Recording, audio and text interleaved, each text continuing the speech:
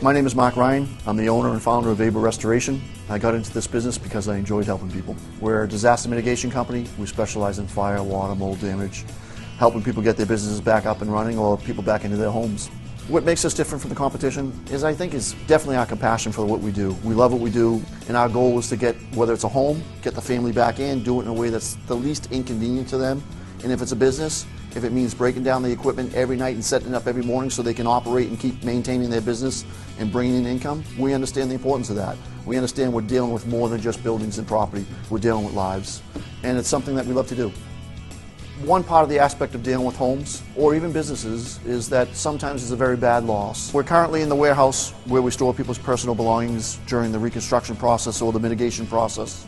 As you can see, it's a very clean, controlled environment. They're sitting in locked vaults. They're protected, and they're just waiting to be processed or waiting to be returned to the homeowner. We're a 24-hour emergency service company. We're easy to reach.